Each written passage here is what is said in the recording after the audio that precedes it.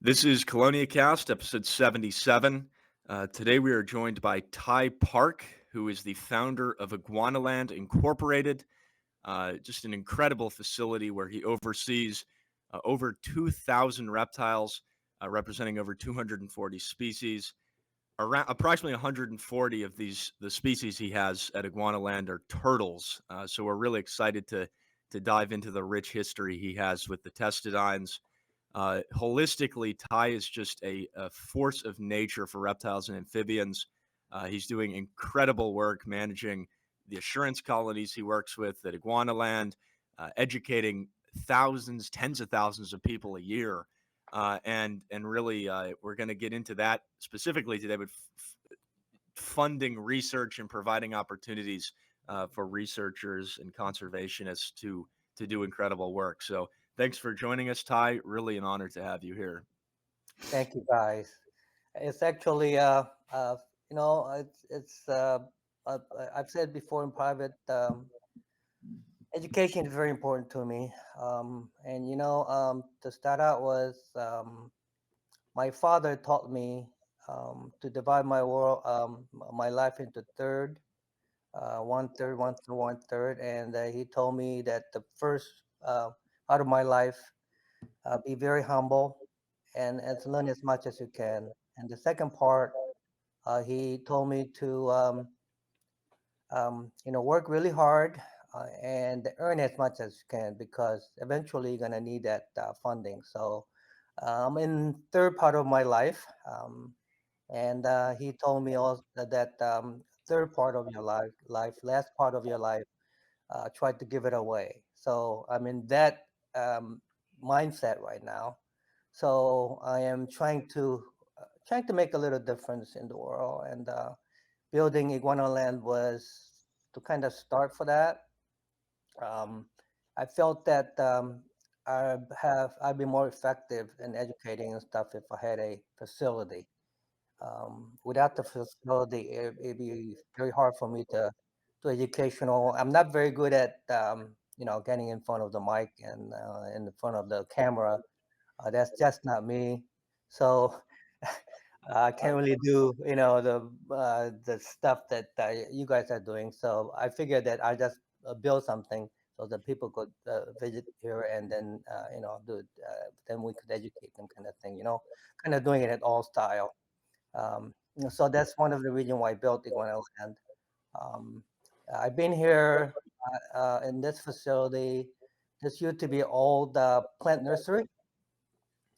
I bought this place in 2017.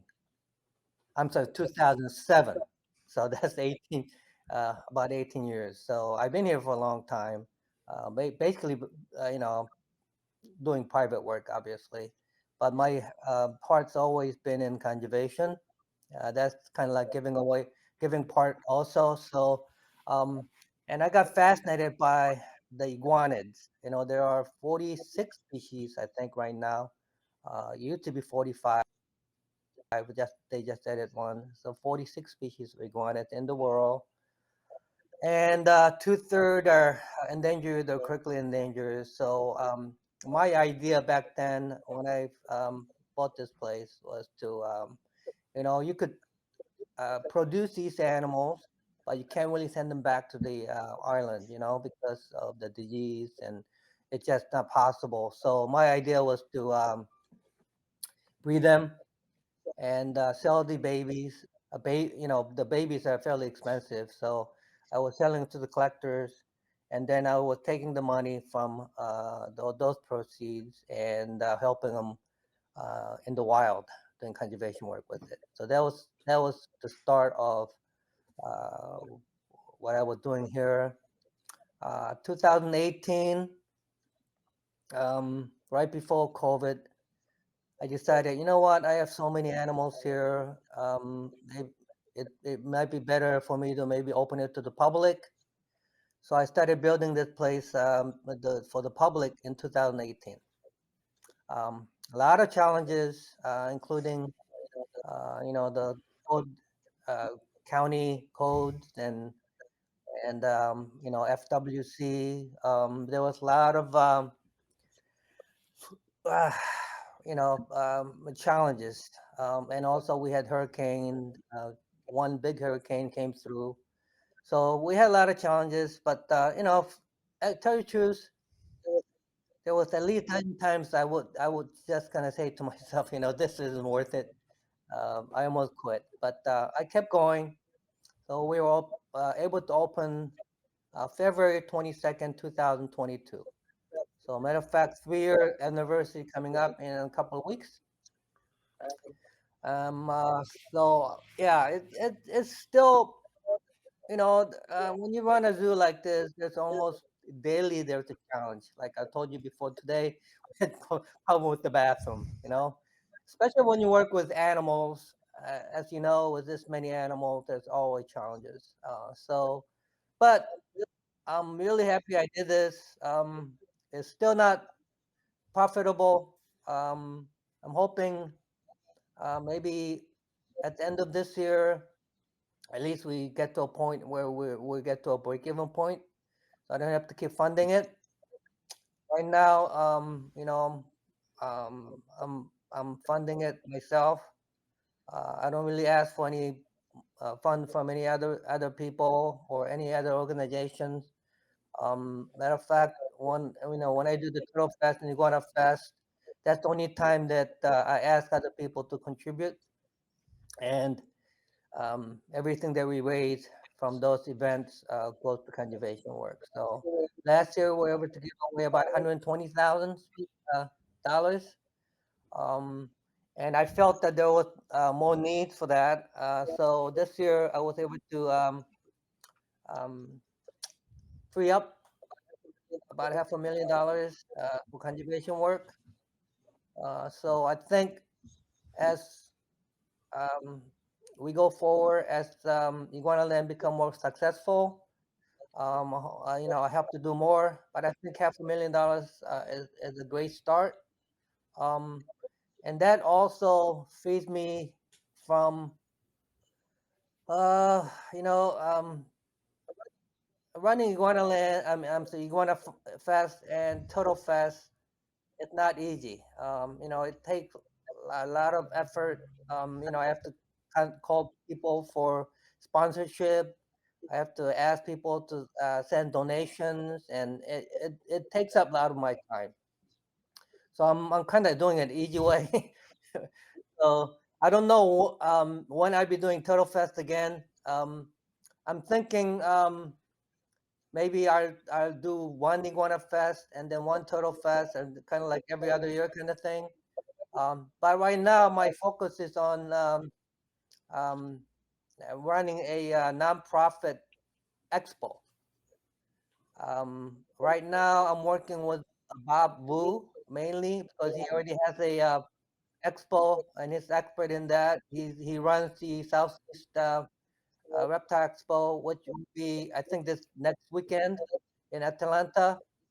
And he's a pretty classy guy, and I like him a lot. And he's working on that right now for me. Um, we're thinking about the date will be most likely the beginning of November. Um, hopefully, we don't clash with any of the larger expos. But um, I'm gonna, um, start um, the funding with about $100,000. That should be enough to have a good start. And then I'm hoping that I could raise about $250,000 from this event every year, profit. So all that profit will go to conservation work. So there's a lot of things that is happening right now. Um, yeah, you know, I live in California, so this is that's another challenge. Um, so I go back and forth from home to here. And I have 3 grandkids. I want to spend some time with them too. So, but you know what? I feel like I want to leave a little legacy. Um, doing something good is important to me before I leave this world. So I figured that I have about 20, 30 years left of me. So I'm gonna push myself hard because I'm not kind of guy who just gonna retire and that's just not me.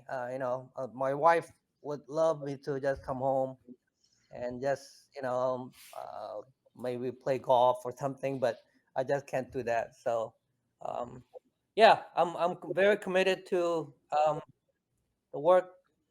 I kind of started. IguanaLand is only 3 years old, and I haven't even started the expo, and so I feel like I'm really at a cusp of doing something important. I'm hoping it leave a legacy that maybe you guys would keep uh, doing what I've started, kind of thing. Because I won't be here forever. I'm gonna rely on some other people to keep doing this.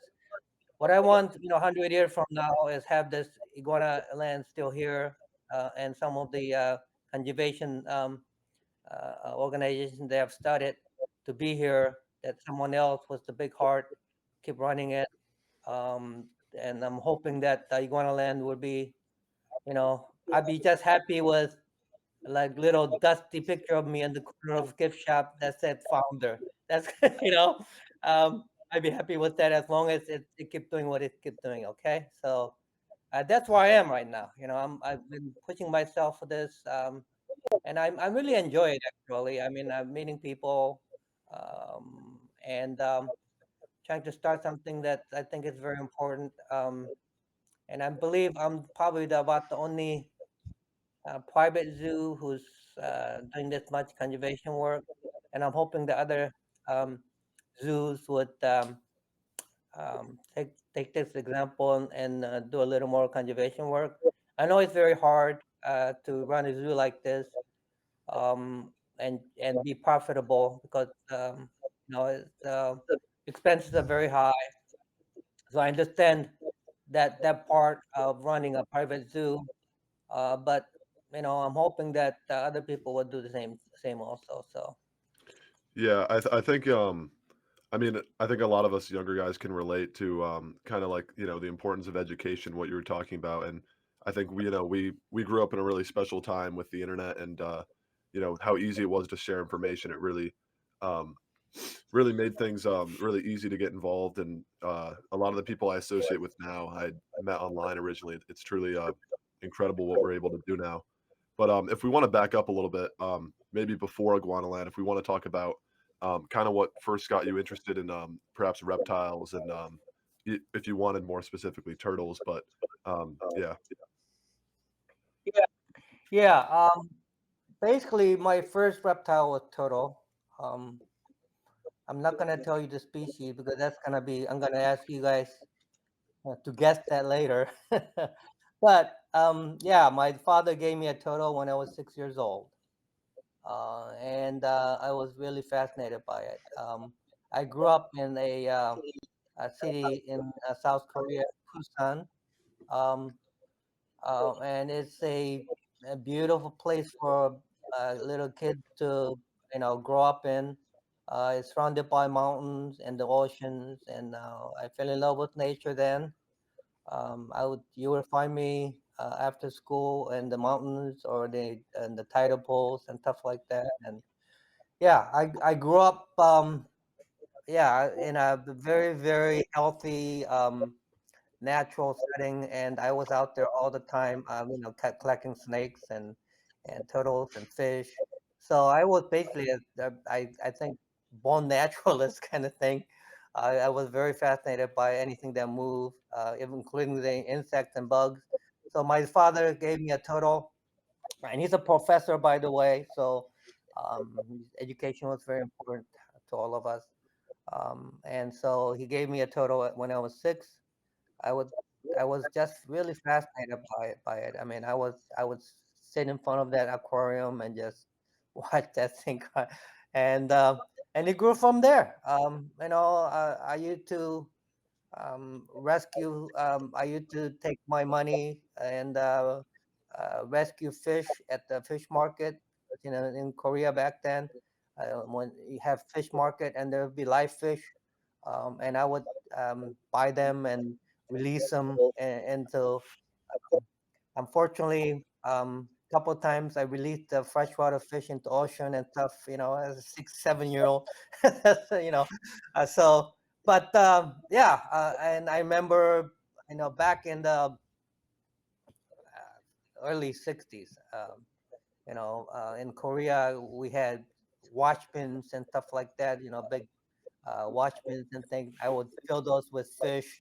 My dad would get mad at me because all the wash bins were full of fish and stuff like that. So yeah, I've always been into animals. A fish, a bird, almost everything. And so yeah, I grew up in Champaign-Urbana because my dad was a professor there, University of Illinois. Also went to school there. That's the only school that I applied to because I had so many animals at home, I couldn't really go anywhere else. Um, so yeah, it was no brainer. Um, um, my room was basically a bed, desk, and animals from floor to ceiling. So yeah, and then after I graduated, I was accepted to go to Washington University in St. Louis for grad school. But always wanted to open my pet store. Um, and believe it or not, I was able to open my first pet store when I was Wow. 22. Um, yeah, I've always had goals, and once I put my mind to it, nobody could stop me. It wasn't easy thing to do right out of college. I didn't have any money, and my mom won't give me any money because she wanted me to go to grad school. Um, and back then, the interest rate was 19%. Uh, yeah, yeah, it was ridiculous. But I borrowed money. I said it was that. I figured that, hey, you know what? If I fail, I just go back to grad school. I had nothing to lose, kind of thing. Um, and I had a real good. I all 4 years of college, I worked at a pizzeria, 30 hours a week, Friday, Saturday, Sunday, 10 hours a night, and the owner of the pizzeria gave me the down payment. Um, the bank. I went to the bank to borrow money. I needed $40,000, and the banker told me that I needed 20% down payment, and so I didn't, and I couldn't. Obviously I didn't have the money, and my mom won't give me any money, so I went to Paul, who owned the pizzeria that I worked for, and same day he wrote me a check. It said $8,000. He handed it to me Oh, and said, pay it back when you want to." Like wow. literally, totally trust. Yeah, so I worked really hard for him, and I built enough trust that he could do that. So with that check, I was able to get the rest of it from the bank. I started my first pet store and expanded it to three. Then later on I bought his pizzeria when he wanted to retire. This pizzeria was gold. So this was before Domino's and all the big chain stores.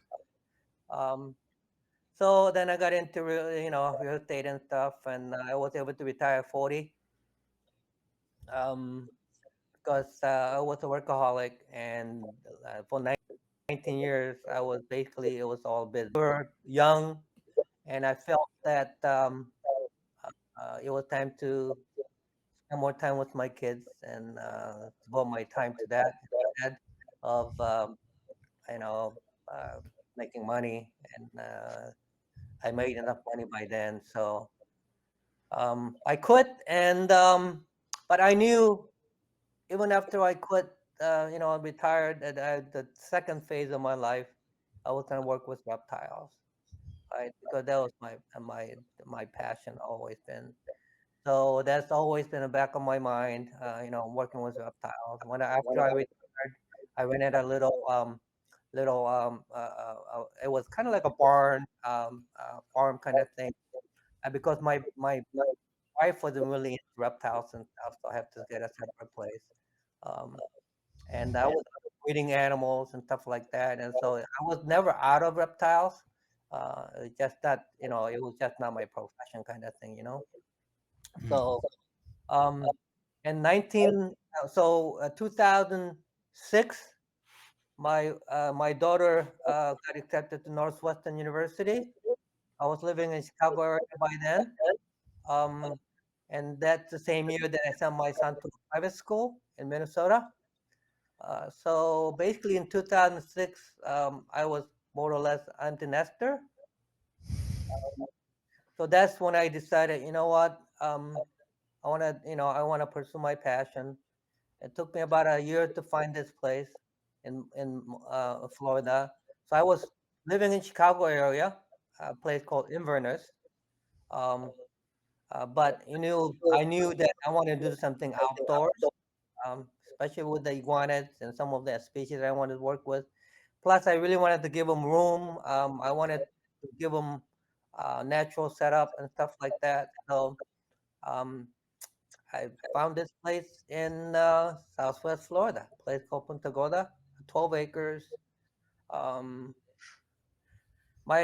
so yeah, 2006, I was empty nester. 2007, I found this place, and ever since then, I've been um, working with reptiles like literally full time.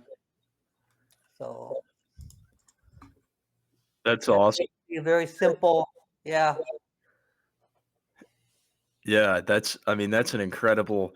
I'm curious. I mean, we definitely want to dive into all the things you're doing with IguanaLand, but I'm curious how your background as an entrepreneur and more on the side of business and things, how that shaped your approach to conservation and what it is to be a conservationist to you. Well, there's many ways to be a conservationist. There obviously you start with the scientist. I'm not really a scientist, right? Um, it's very important to me that I support science. My dad was an organic chemist. Most of my family members are scientists, and science is very important to me. I studied zoology at the University of Illinois. Um, if Unfortunately, my father passed away from cancer when I was freshman in college.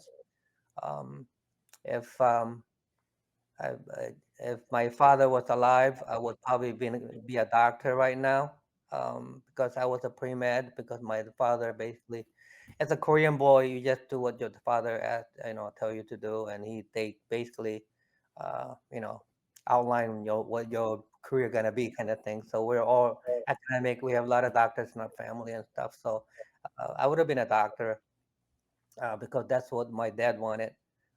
But unfortunately, my father passed when a freshman in college, and yeah, I changed my major my sophomore year to zoology, because that's what I wanted to do. My goal back then was always been to become a zoo director. Um, and I actually became a zoo director in a different way, not academic way, but yeah. So um, um, my father was very instrumental in my youth, my education and science being very important. So, um, and I'm not really a scientist, but I wanted to support science, right? So this is my way of doing it. Um, Conservation is very personal, for everybody. There are many ways to do this. Funding it is one way, right? But um, the zoos do conservation. We need both ex situ and in situ situation when it comes to some of the endangered species. So the zoo do their part. Um, the people, that the very different way of doing conservation work. So it has to fit into your lifestyle, right? So I'm doing my part, from just basically funding it, um, and I'm hoping you guys find your way, your own if you're a scientist, field workers, field scientists. I have a lot of respect for that because that's hard work. I've done some of it when I was in college. So yeah, that and my goal right now is to educate people, especially the youth, and then just fund conservation, and its research part is very important too. So IguanaLand is part of research also. I had a guy come from Australia, an intern here, stayed for months here. I also had a couple of PhD students do their PhD studies here. Uh, so yeah, three things: education, conservation, and research is sort of what I'm doing right now. So yeah, that's about it. Find your own way when it comes to conservation work.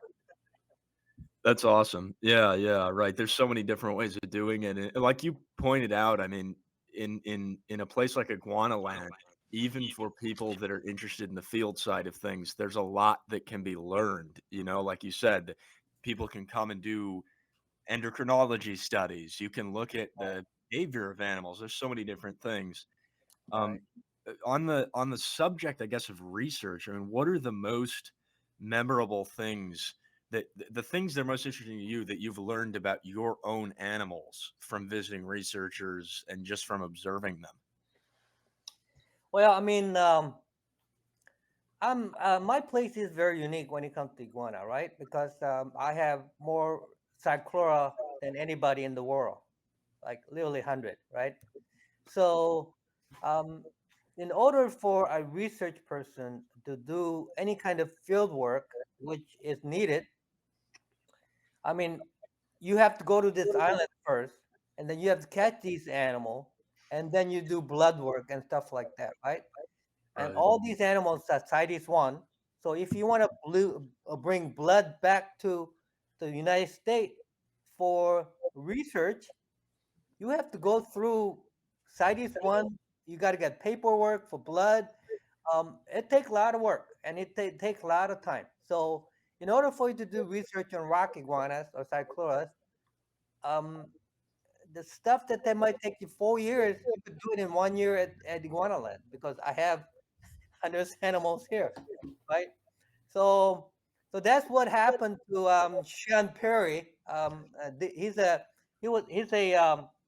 veterinarian to start with, um, and then he wanted to get his PhD, and of course he did his PhD under Mark Mitchell, who happened to be one of my best friend.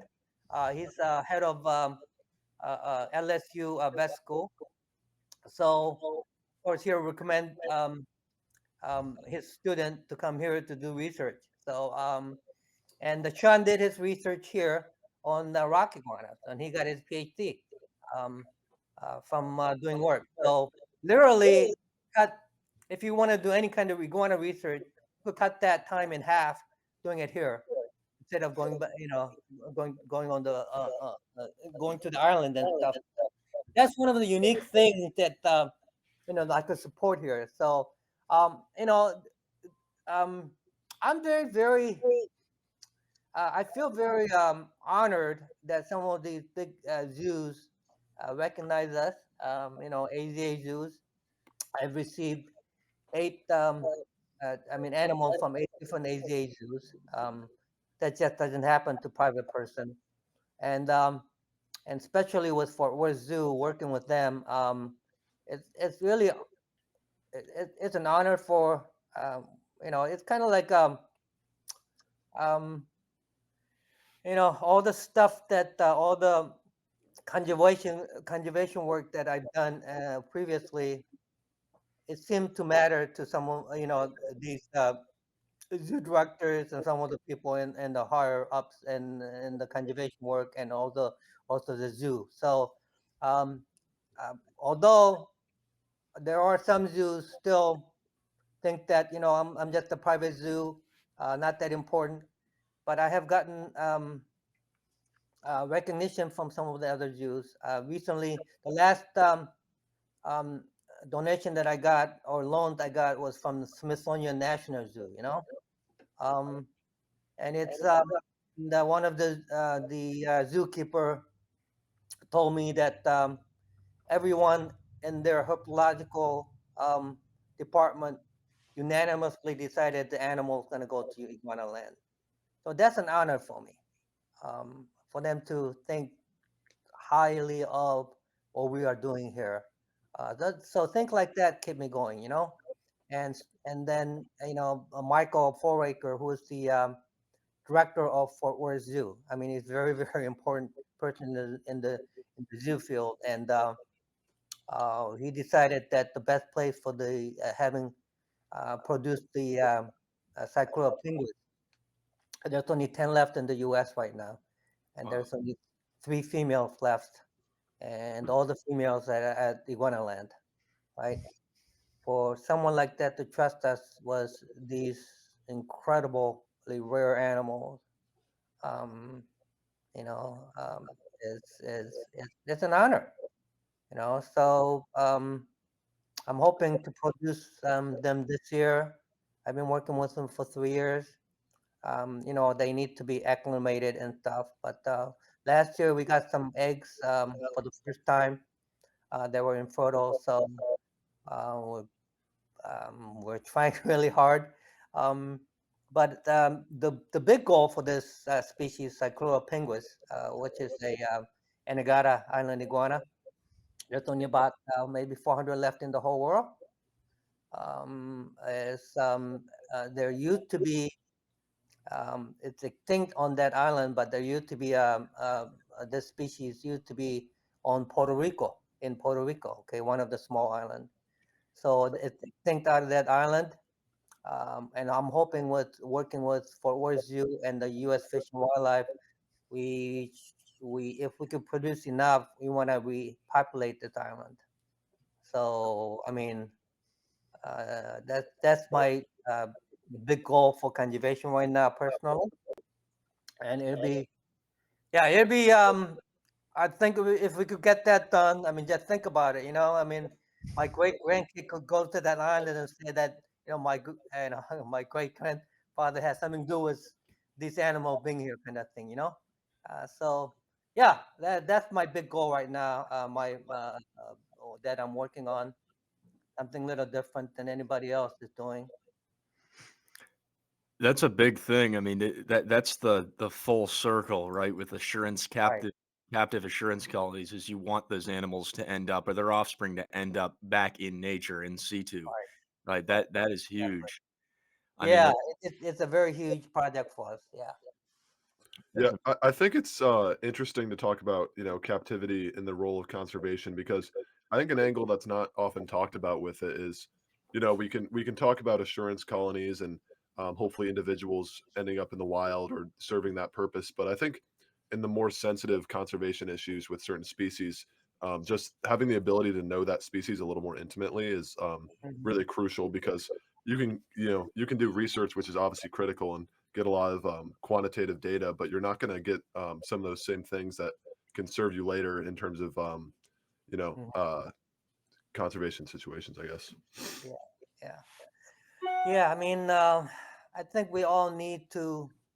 Um, you know, my father told me once that scientists are some of the most um, um, biased people. I would say, um, because they are so focused on what they're doing right now that they're like a little pinpoint on what they're doing. They tend to ignore the other opinions and stuff. I think it's very important for um, all of us, including the scientists, zoo people, to work together. There are, even in science, people want to, hey, I want to be the first doing this, first doing that. They want to beat each other to certain things, discovery or whatever. I mean, yeah, that's important, but I think working together is more important to me. So I think Zoo people might say, the field people are not doing it the right way, or the vice versa. But everybody need it. In situ situation, ex situ situation, both are important, right? So, um, having said that, a lot of this captive breeding, uh, especially in private, I don't even know if there'll ever be um, a time where the private collection would go back to uh, uh, the repopulate a population, right, in the wild, because it takes so much. You have to test for disease and stuff like that, and you have to test for the purity of the locality and things like that. So, um, that's a tough one. Yeah, insurance colony is important, but if you have a private collection, I don't know how that would end up in the wild. Um, Obviously, the people doing um, there's organization doing their work um, um, in their own country. I think that's more important. Having some kind of in situ, ex situ situation in the same country there were the turtles are found. Um, I think that's kind of way to go when it comes to ex situ situations. So I want to support that. Um, and of course, IguanaLand would have these animals. Basically, right now, I'm not really concentrating on producing animals. Uh, my goal in having 140 species of chelonian is not to produce them. It's more to educate people on the diversity of turtles and tortoises, right? Uh, and so I've been here only for 3 years. So that's been my first goal right now, having animals and showing them the diversity of these animals.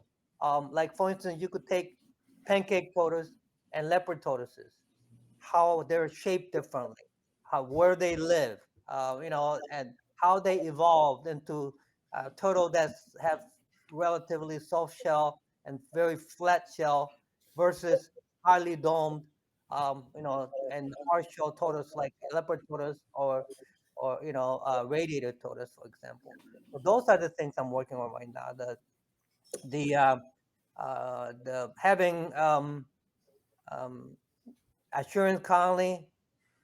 Eventually, maybe that's not really my goal right now. Uh, but but I know that's important, so I do support them by funding them, right? So yeah, so there are certain things that I can do here. I can't do everything, um, so I have to pick and choose, and hopefully I could support the funding of the other things that I can't do here. I'm very limited on, not very limited, but I'm limited on what I'm doing. So I'm focusing on um, showing the diversity of the chelonians here, how important they are in captivity and in the wild, and supporting other people who are doing the ex situ and in situ research. And so yeah, that's where I am right now. So That's really interesting. So for most of your turtles, it's more the focus on the educational piece. And is that just because, I mean, like you've said, you've partnered with groups like Fort Worth Zoo, the Turtle Survival Alliance, and a lot of different individuals. Is that more because there's a limited number of individuals for a lot of these turtles, and there are other groups working on producing them? So you're just more focused on bringing those to the public so that more people can learn to appreciate them?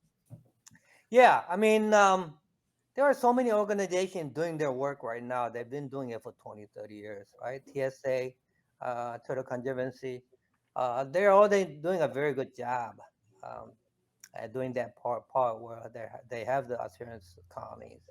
Um, so, I mean, I rather support them and they keep, they've done an excellent job, right? So instead of me doing it from the start, why not just support them?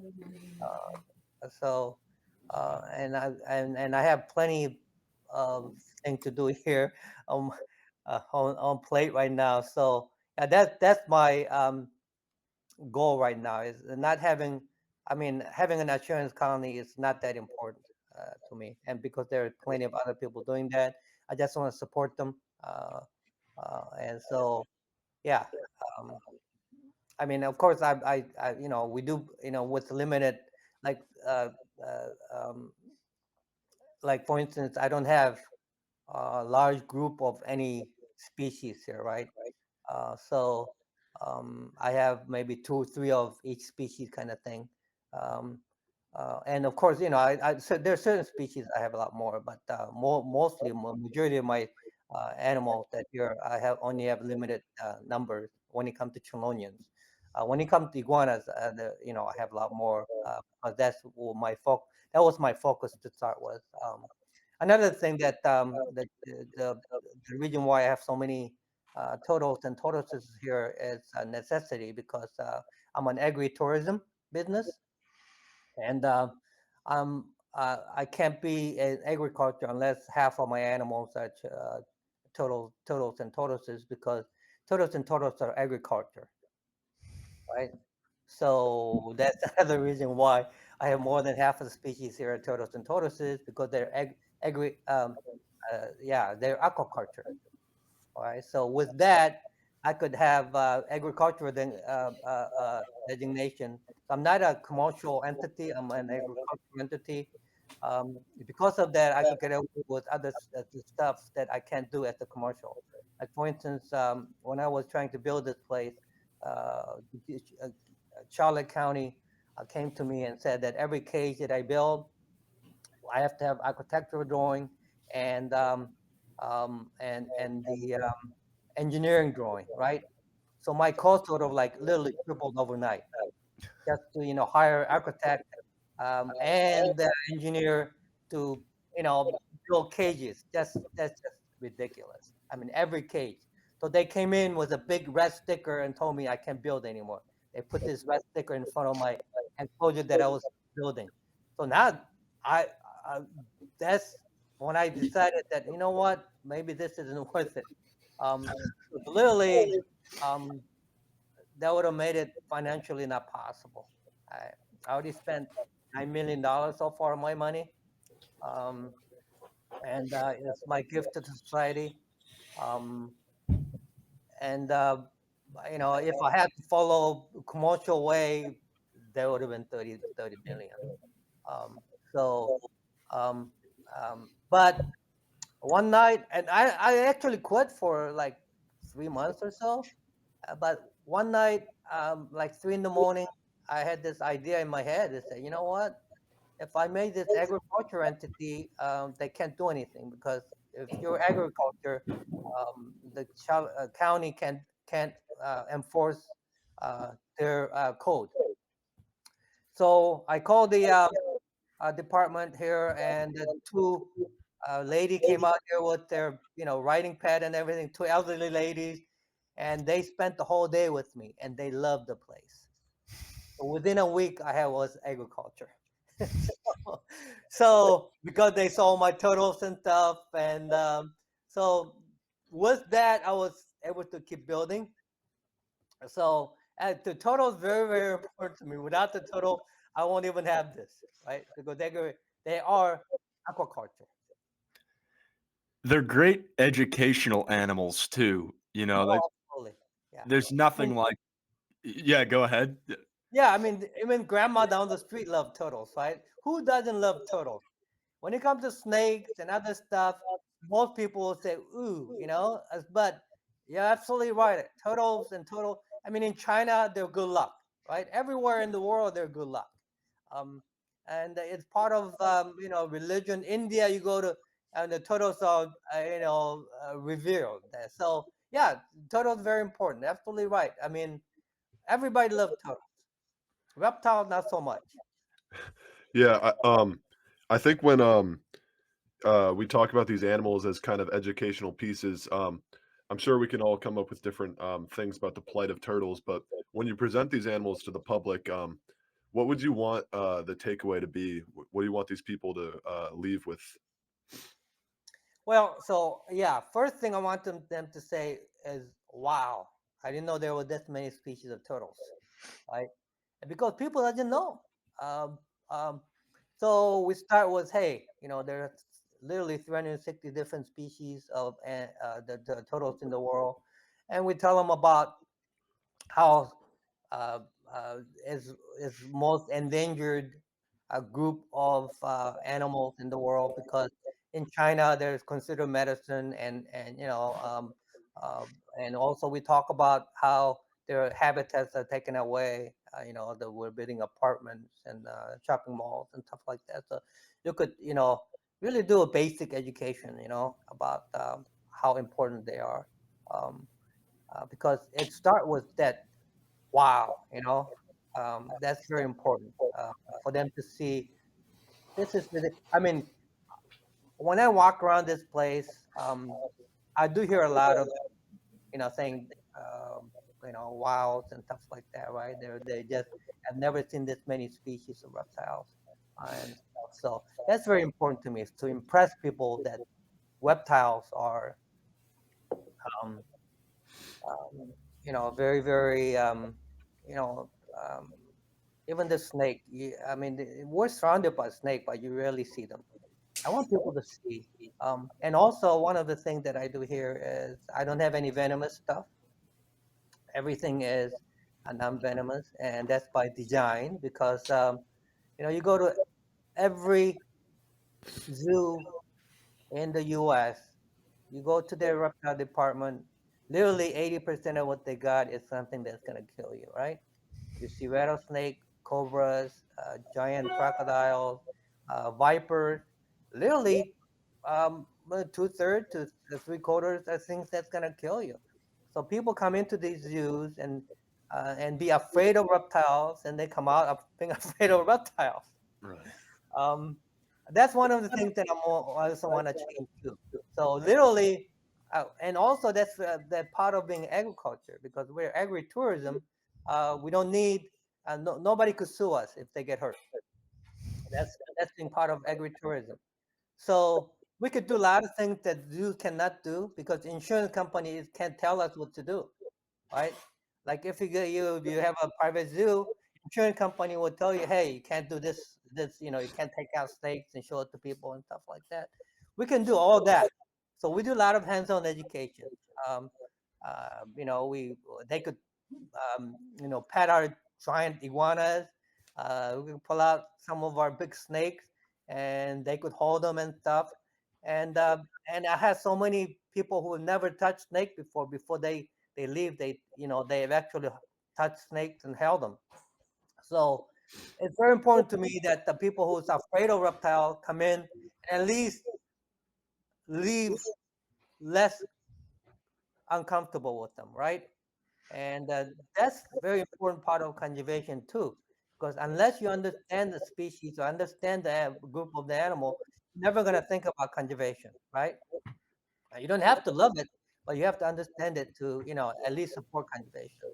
Um, so yeah, so literally, um, that's another very important thing that IguanaLand can do. Hands-on stuff. So yeah, we're very unique here. um, um, one of the things that I also did was, when I was building this place, and everybody would tell you, hey, you got to go see these zoos, this zoo and this zoo, so you could copy them, kind of thing. I didn't want to do that. I wanted everything to come out of my head, my own experience. I wanted to do something unique that's come from my heart and my head. I didn't want to copy it, so it's a little different. Um, so what we're doing is very different. It's basically based on my belief. Um, and one good thing about having this place was just um, me, is I could literally make decisions and put that into practice next day. I don't have anybody else to answer to, right? That means that all the mistakes that I make land on me too, obviously. And when you're doing things like this, you make a lot of mistakes. And you guys are young. And don't be afraid of ever making mistakes. I always tell my zookeepers the same thing. You make mistakes, you come to me and said, I did this instead of hiding it. I will always support you because you're trying, right? Making mistakes. I made more mistakes than 10 of you together right now. That's how I became this way. I mean, making mistake is a stepping stone to success, right? Don't ever be afraid to try things. Uh, and as long as you learn from it. I also tell my zookeeper that most important thing as a zookeeper is um, being able to see things. Um, the observation. 50% of what you do come from observation, and I see certain people being able to see things, or certain people that hire, they could just walk away and not be able to see things. So observation is key to um, doing almost anything that you do. So tend to hire people who are curious, be able to see things. Like they could walk uh, in front of the cage, and I want them to be able to see. Oh, there's something different today, right? Instead of just feeding them and walking away. So that's really key to being very curious. Um, that you think of something in your head, go for it, especially when you're young, because you could always recover, right? So yeah, and I taught my kids the same way. My son is I think is a brilliant, trauma surgeon, right? I mean, he graduated from Princeton University, um, and he went to USC Medical School. Matter of fact, he'll be coming here in Miami to finish his fellowship in trauma surgery for 2 years this in August. So I get to see my grandkids a little more. They're in California now, but yeah, and my daughter's as a actress and producer and director. So yeah, um, I have a couple of I'm very lucky as a parent. I have very couple of very successful kids. So that also leave me. Um, I don't know. I mean, um, when your kids are doing so well, you could pursue your own things. You don't have to worry about your kids, and that they're always been supportive of what I'm doing. Uh, you know, um, I want having respect from your kids are very important to me, and that support from them is very important to me.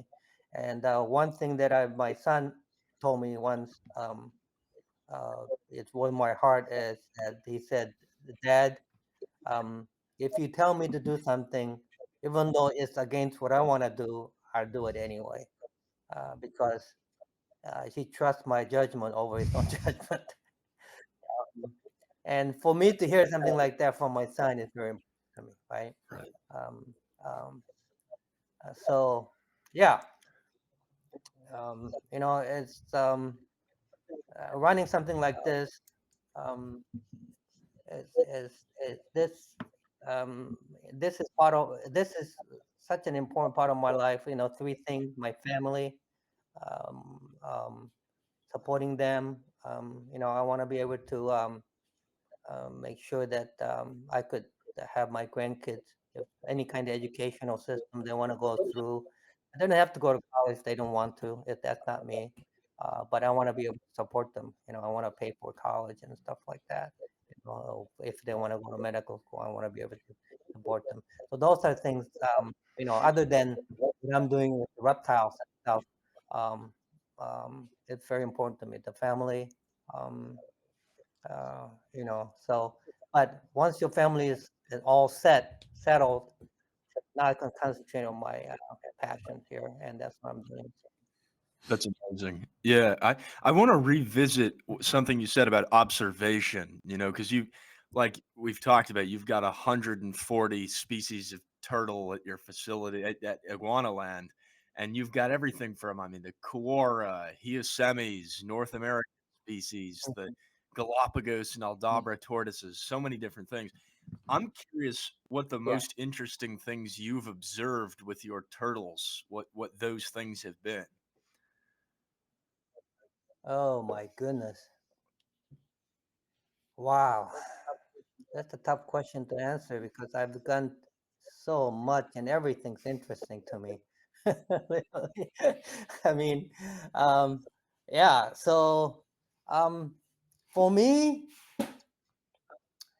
um, they're just their natural behavior, right? I try to set up whenever I can. Certain species you really cannot because so they're delicate. You have to bring them inside. But I want them to, um, act like turtles and tortoises, right? Um, that brings out that natural behavior, and I am blessed to be able to observe the natural behavior because I give them natural setups. Um, so I could. One of the things that I've observed is how adaptive some of these reptiles and turtles are. Um, so, um, they could live in, what should I say, all kind of different um, environment and captivity, right? Um, so if you set them up in an aquarium, very limited space and stuff, indoors with indoor different lighting, which is okay. I mean, reptile keeping has evolved so much. It, when I started, they didn't have UV lights. They didn't. If I wanted a basking lamp, I have to go to Ace Hardware. Um, Literally, there wasn't anything reptile related in any of the pet stores, right? So for me, I what I've observed is if how you set them up, the turtles, they behave totally differently. So you set them up in an artificial way, they're not gonna really act naturally. So I could observe, like for instance, you take an animal that's been kept indoors, take them outdoors, they act differently, totally. Like they literally act differently. So that's something that I observed. Um, so having said that, having observed that, I want to do more of that. Bring out their natural behavior. So that's why I make these enclosures large. Do a lot of planting. I have running water. Most of my uh, total enclosure have running water. Um, and so, a lot of zoos talk about enrichment these days, right? Enrichment this, enrichment that, enrichment this. And for me, it's nothing more uh, important enrichment than giving them, the sunlight, right? That's a pure enrichment right there. Um, the wind, right? Indoors, you're not gonna get that kind of wind. Wind coming from totally different directions, different, calm. Some days it's calm, some days it's windy. You're not gonna get that indoors, right? So things like that for me is the most important enrichment to me. So those are the things that I have personally observed. A lot of people don't think that way, but so yeah, it's very important to me that they have grass under their feet instead of some paper or dirt under their feet. Um, they have these, plants blowing in the wind, slapping them. Things like that to me is very important. Okay, because um, you can't really give them that inside, right? So more and more, I'm going more outdoors. Like I said, certain species you just can't do. You have to compromise, and that's one. These animals are so adaptive, and it's okay to keep some of them indoors. But for me, I rather, uh, you know, give them a natural setup as possible. So that's one of my big observation that giving them these the stuff that they can't get inside. You bring them outside, and their behavior is totally different, kind of thing. Have you so something that recently has been developing in the like the research side is this communication. This idea turtles are a lot more social than we previously have Hmm. known or thought. And I'm curious if you've seen Hmm. anything with your groups of turtles that would indicate maybe some social behavior, or if you think that they might be communicating with sounds and that sort of thing.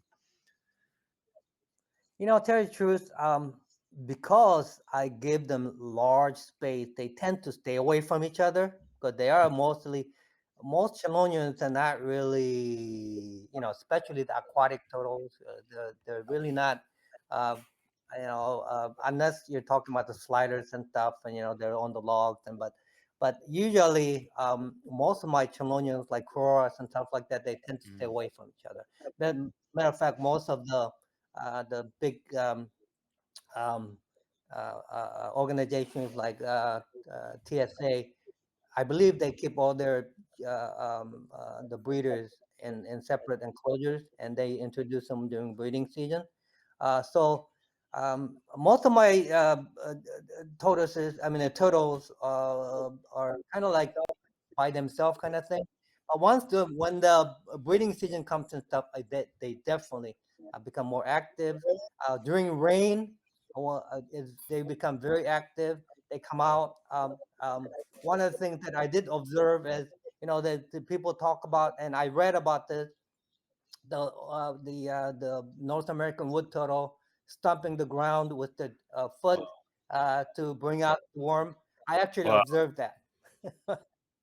Yeah, um, I saw this male, North American woodpecker, come out and actually thumping on the ground, and I actually was able to. I mean, I read about it, but I never. Yeah, so I think like that, and of course they do communicate, and they do make noises. Like some of the Asian brown tortoises, they're definitely they do make noises, and they chase each other, and they do the head movements, and yeah, of course, yeah.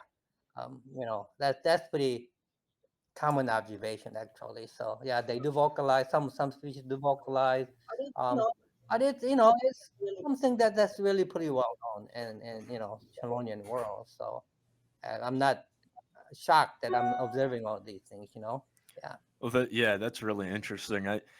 I'm also curious. I mean, just in all of your experience working with turtles, tortoises, what are some of the counterintuitive things that people might not anticipate? Just about their behaviors or about how to keep them, or just the counterintuitive things that you've learned about turtles. Um, people probably not gonna agree. Some people probably not gonna agree with me with this, but um, I'm gonna go back to how um, um, resilient some of these animals are, and very adaptive, right?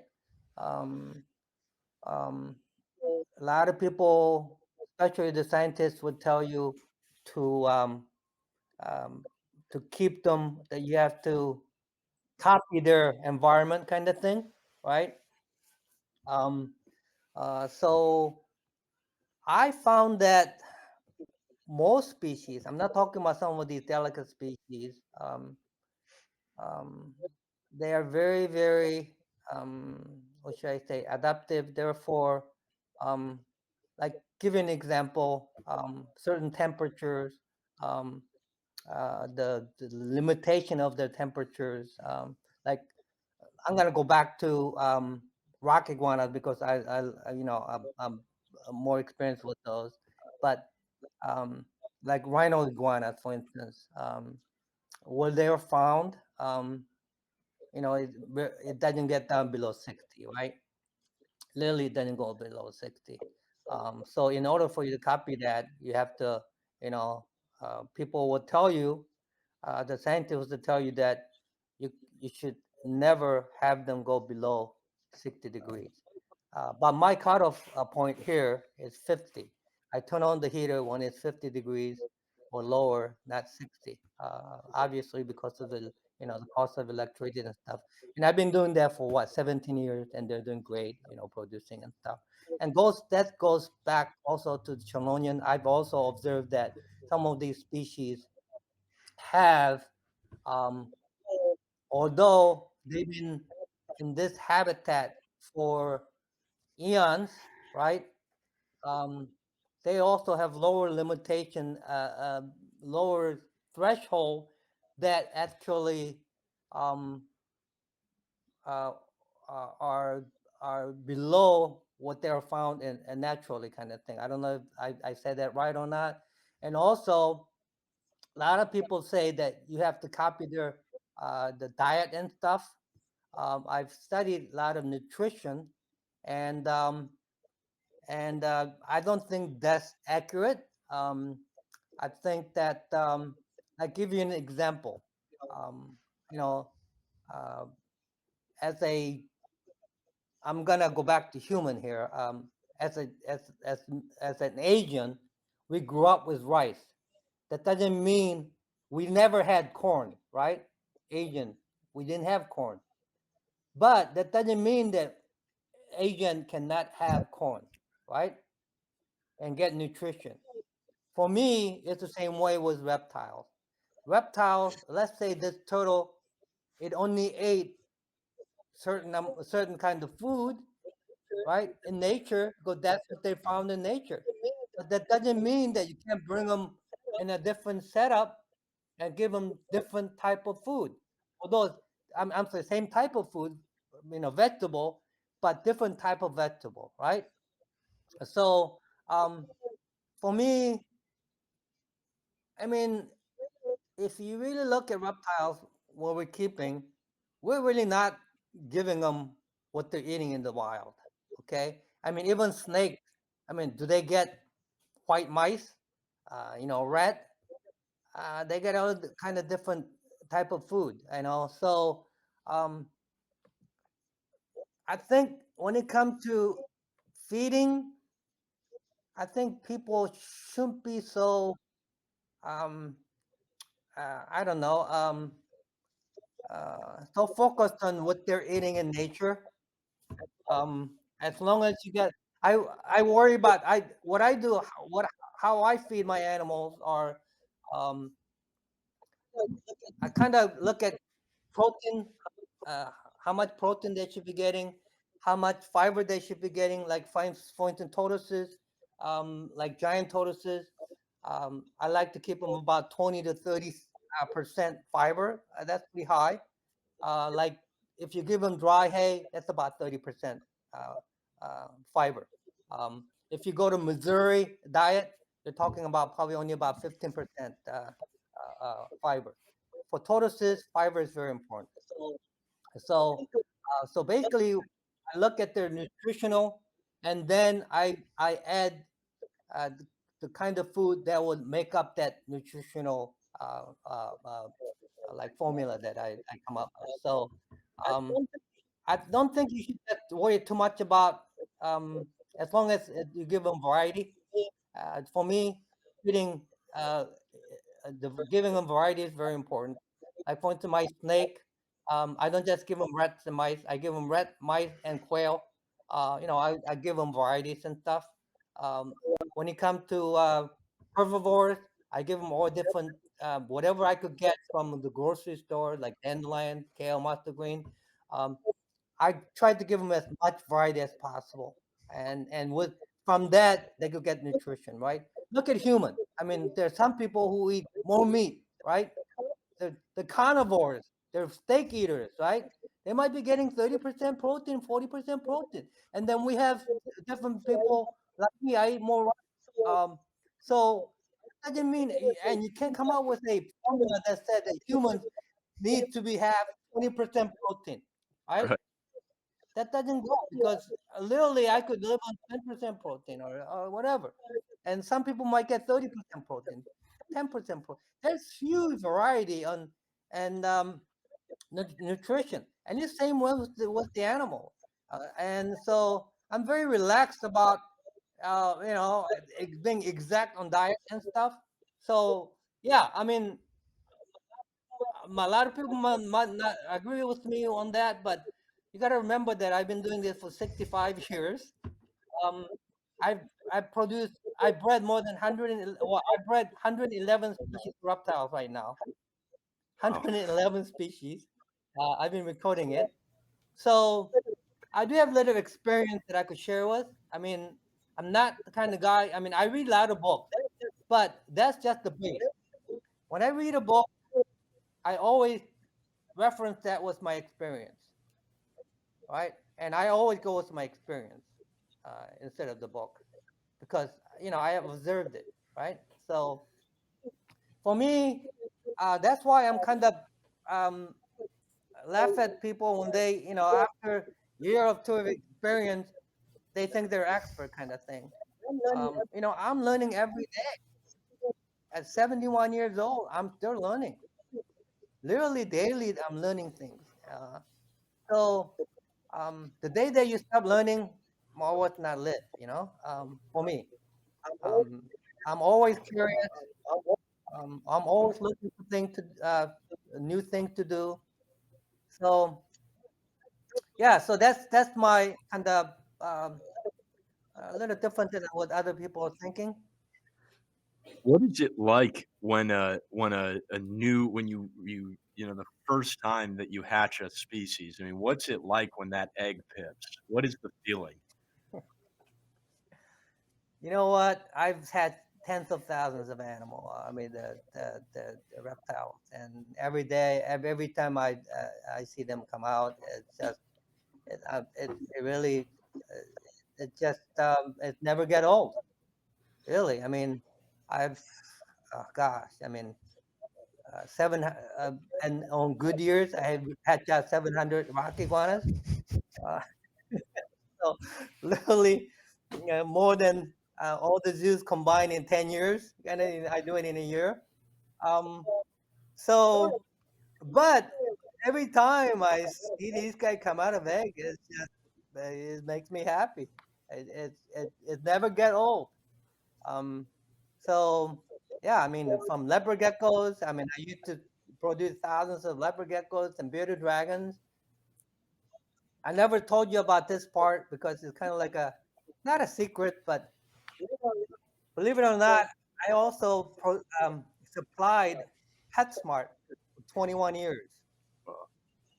I was the largest supplier of reptiles to PetSmart for 21 years. All right, that's another portion of my life. Um, and I finally quit because I felt that um, you know producing them in a large scale like that, um, it just wasn't ethically right for me. Uh, but having said that, I think I made a big difference in helping these big chain stores because when I first supplied them, they were they were really bad. I mean, the first enclosure that I encountered was literally um, like an enclosure with heater and a blower on the bottom, and they were blowing hot air through the whole enclosure like this, right?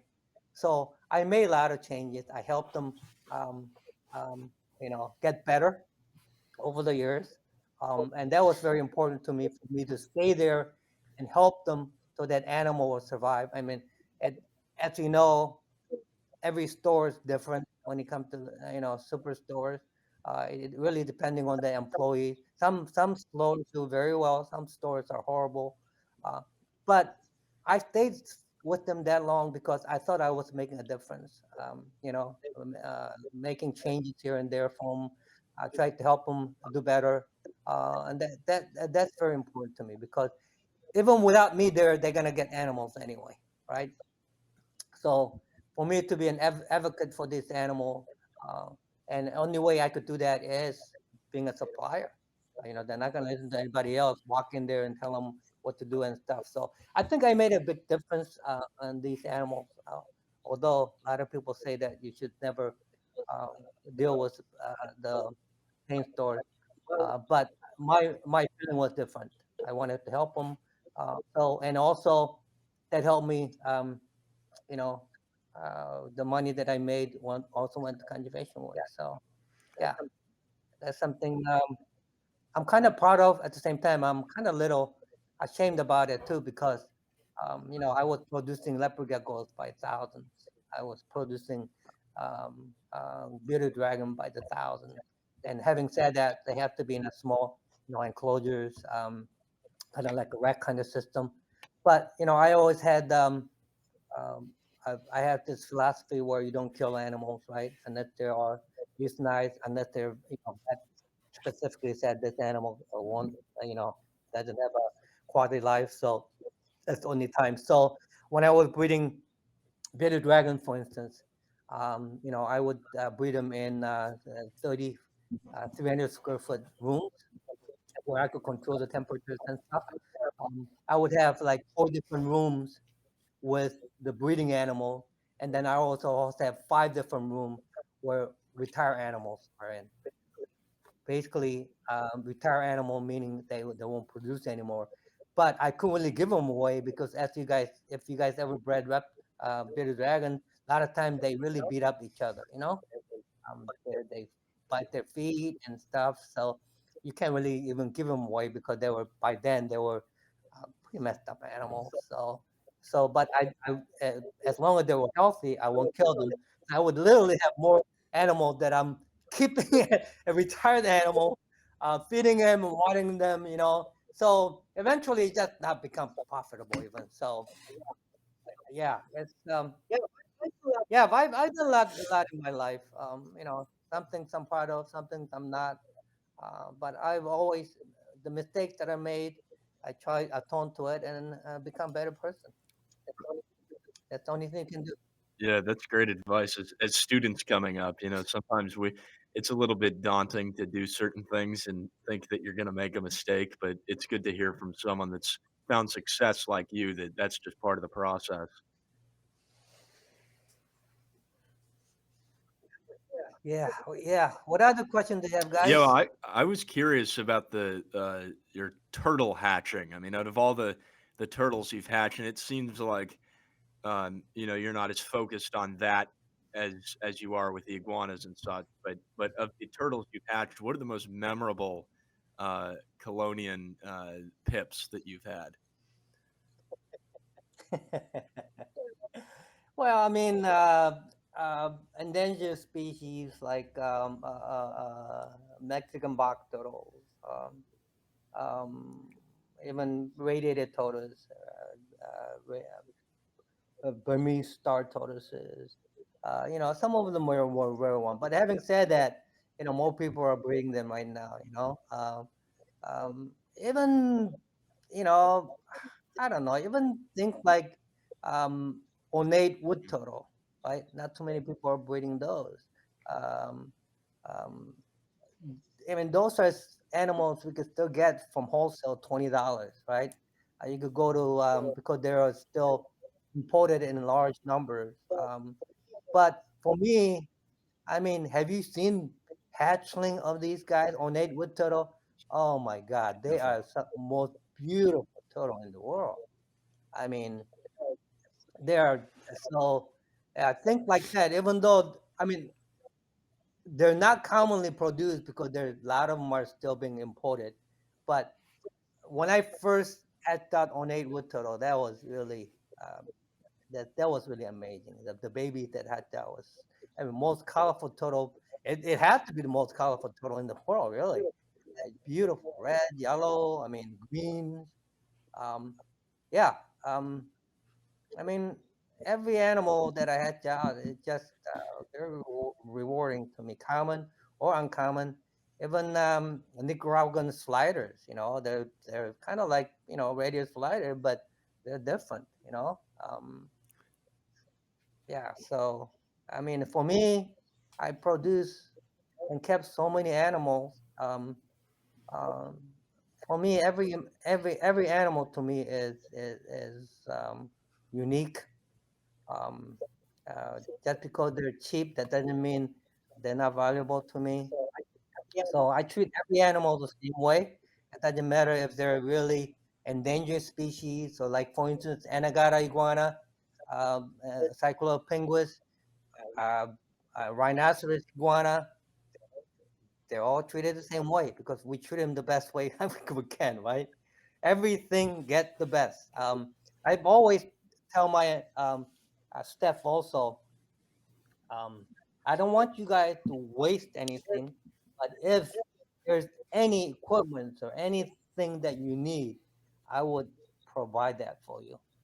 So all my staff know that if they need something to improve the life of these animals, they could always ask.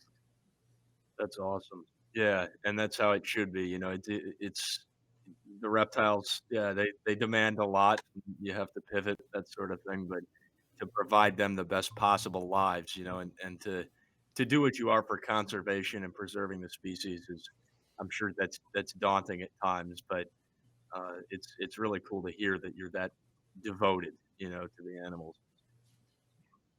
Yeah, I mean, when you say devoted, I also have this amazing staff that's very devoted too, that Right. I rely on. Uh, I have a great team. They're like family to me. So, these guys have devoted their time taking care of all my animals. Yeah, I'm really thankful for that. I have a great team. I have, yeah, so I have to really thank my staff. Um, um, you know, I really feel like they're my family. Um, and I hope that, I mean, um, I hope that, um, they're literally devoting some of these guys. I have my head keeper live on the property, right? I have a house here, and he would. I used to, for like literally 13, 14 years. It get cold some nights, and it get below 40 degrees. I'm out there 3, 4 times a night. Midnight, 10 o'clock, midnight, 3 o'clock. I don't sleep that night, right? Because you never know when these animals or one of the heated house might not work, or one of the animal might pop out from a heated house, or um, so most of nights is okay, but you can't really sleep if you don't I'm not out there. So I used to do that, you know. But I got a manager now who started doing that for me, right? And he's out there because he live on the property, and so yeah, I'm very grateful that these guys. I have some incredible keepers and the managers who believes in what I'm doing, because unless they believe in my goals and or my passion, uh, they're not going to be this dedicated. So. Um, yeah, so I'm very grateful to be in this position. Right, right. I want to talk about a little bit about the IguanaLand Conservation Fund, but before that, I've just got one other question related to all of the successes you've had in building IguanaLand and working with so many different animals. I mean, there's so many people I'm sure that not like you've mentioned your staff, obviously, but other people just all over the world, even. I mean, who are some of the people that have pushed you to be the best possible sort of conservationist that you can be and have taught you a lot of the things that you know now? Well, tell you the truth, I'm not really a social guy. Um, only reason why I'm doing Facebook and Instagram and stuff like that, which I don't really like to do, is because it's necessary. I have to do them to promote iguana land and conservation work, right? If you look at my life before even 10 years, nobody knew me really. I mean, people know people like Tom Crutchfield, and there are a lot of other famous people. I'm not one of them. Um, so I was really under the radar a lot of times. I was doing basically my own stuff, right? Um, So obviously, guys like Philippe de Beaujolais, who I don't know you guys know him or not, has a big influence on me because the book that he wrote. Um, Also, a good friend of mine, Bob Kraus. He's always been supporting me. He's the guy who's been he founded Super Pet. He's been in more of a pet side. He had a company that produced basically like small animal habitats and stuff. He was the largest producer of that. If you look at Super Pet, I mean, he sold out and he's retired, but yeah, maybe in business like that, I rely on, and um, and also obviously my father was very influential. Him being a scientist, very upright. Um, you know, um, I got my passion for helping others through him. Um, he's always been selfless. It's for him. He's always gave himself to others.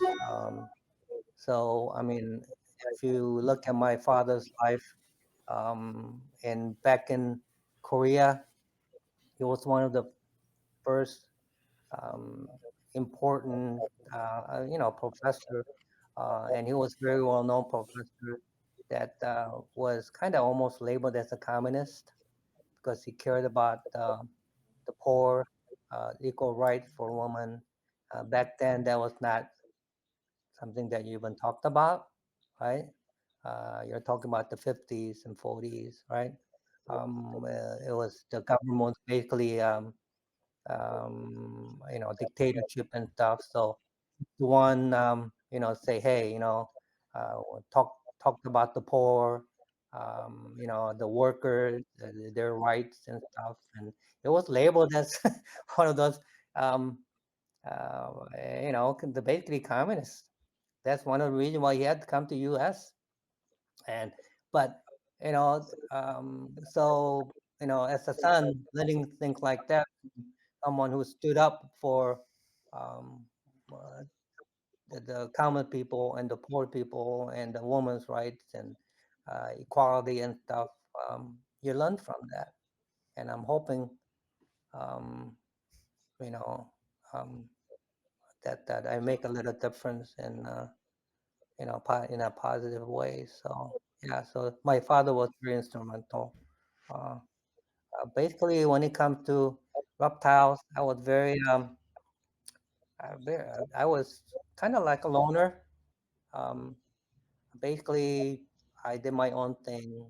I paid my own path. Um, so mentor-wise, um, just really, I just did it my own. Right. That's impressive, and it's a testament to what you've been able to accomplish, right? And have done it mostly yourself, obviously with influences like your father and such. And uh, that'll go a long way, having a good dad. Yeah, of course. Yeah, I mean, yeah. So yeah, I mean, that's mentor. Um, yeah, it's been a ride. I'm a very stubborn guy. Um, I'm very focused guy. So that led me to where I am. Really, I mean, yeah, I'm not really. I mean, I don't like to go. I used to go to expos and stuff. Now, if I go to expo, I kind of get recognized. So um, I've kind of been avoiding going to expos and stuff. Um, yeah, I used to go to every expo, um, but yeah, it is what it is. I mean, um, there's good and bad in being recognized, right? Um, but for me personally, I'm a very private guy, um, and I kind of like to keep it that way if I can. Right. Well, and so something I mean, we've sort of touched on the education and the conservation aspect of IguanaLand, but I don't think we've given enough coverage to the IguanaLand Conservation Fund and some of the ways that you're fundraising conservation research or reptiles, amphibians, and that to me, I mean, that's just incredible. You know, what you're able to do with that and as a creative fundraiser. So I'm curious. I mean, you've got this.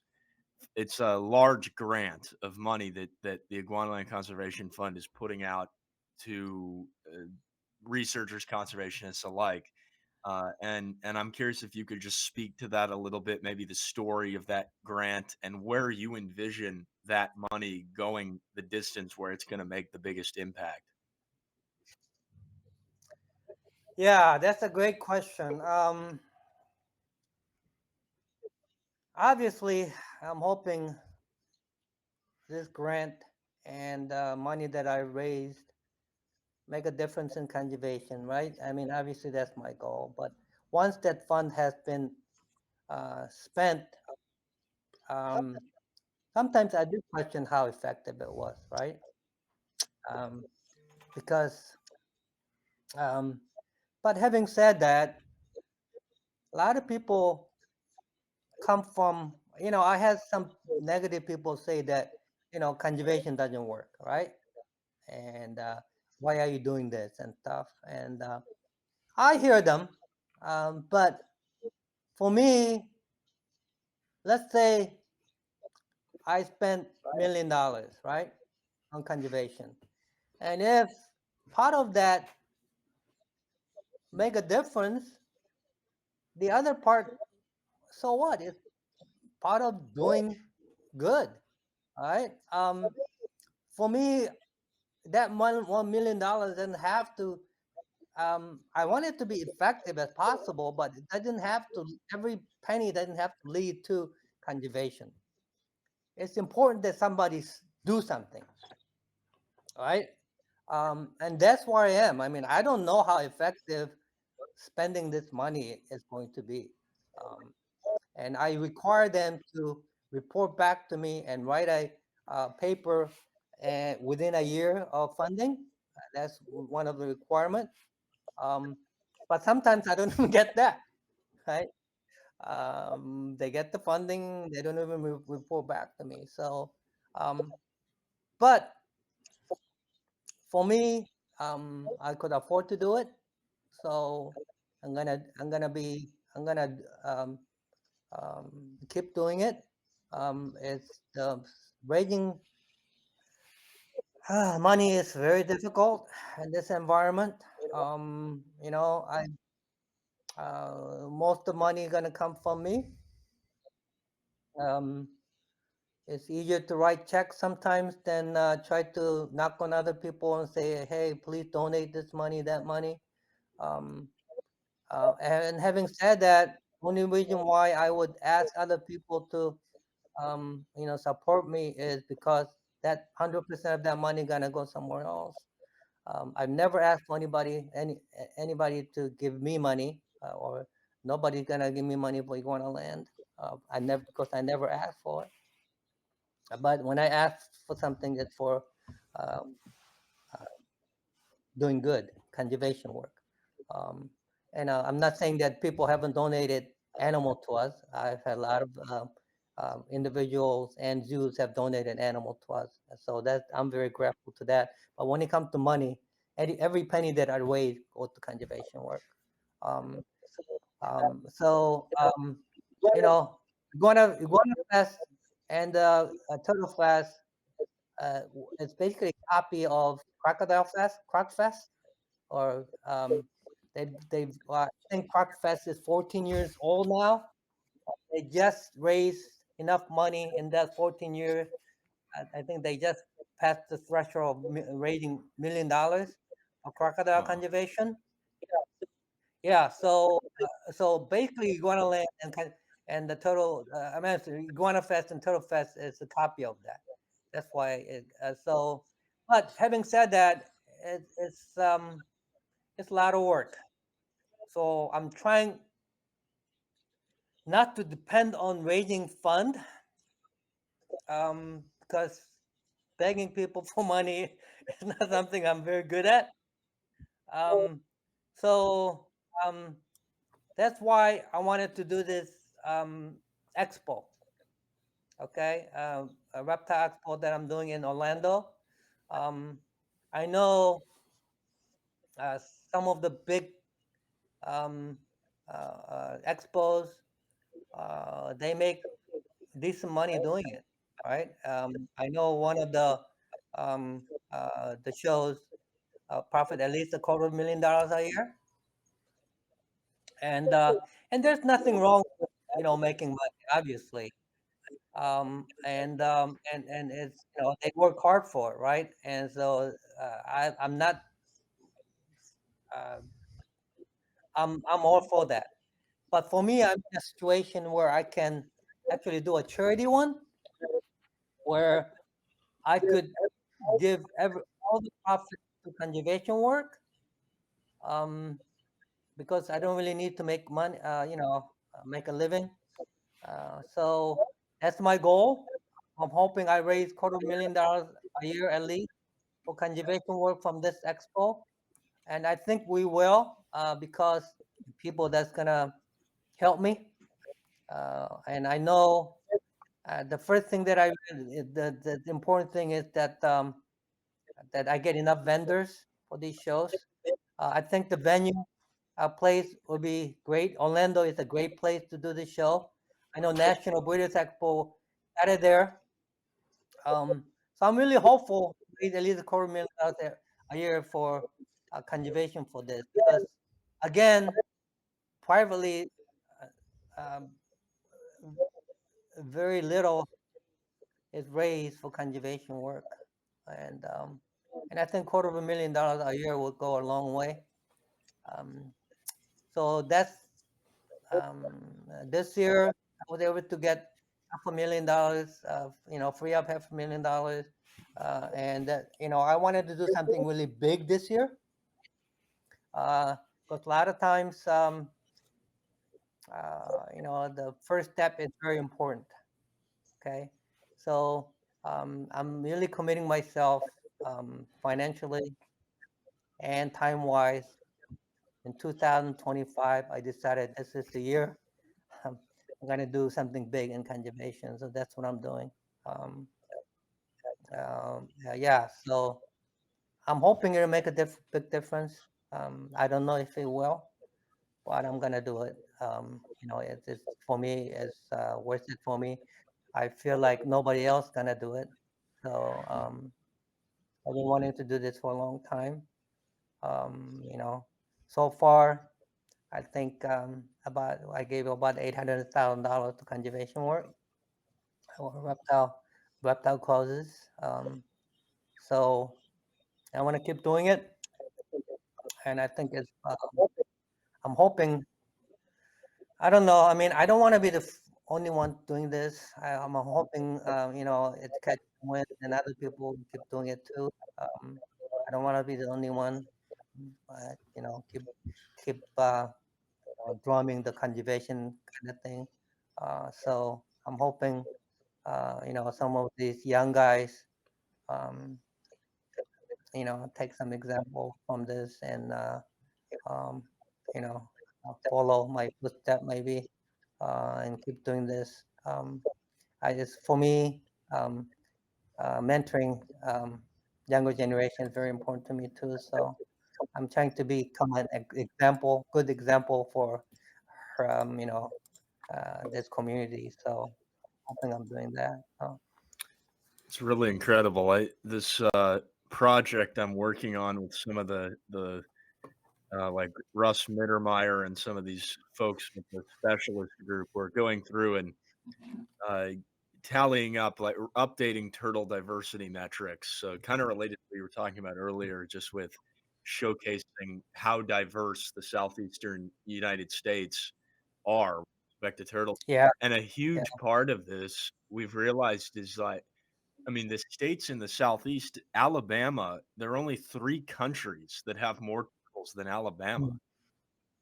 and Right. just it Yeah. is incredible, but nobody really knows that much about that, or there's not much attention on it. So a huge Right. piece of the implications for the work, I guess, is that yeah, how do we raise funds for the things that are less appreciated? So it's really inspiring to see someone like yourself as a private individual, using your own money that you've made and put it into projects that make a difference. And as I understand it, so the $500,000 IguanaLand Conservation Fund grant is targeted just towards conservation research, and a lot of people that listen to the CheloniaCast are students doing research and that sort of thing. And so I'm curious, like, what sort of projects get you really excited right now? What are the things that people maybe listening should they apply? What does that look like? Well, I want it to be very diversified. I'm not just focused on one thing. I'm gathering all these proposals, and I'm gonna read through every one of them, and uh, personally make that decision myself. Um, it's not. I'm not. Um, um, I tend to um, give money to um, the project that work with more of critically endangered species, especially when I had limited amount of fund. I only had $120,000 last year.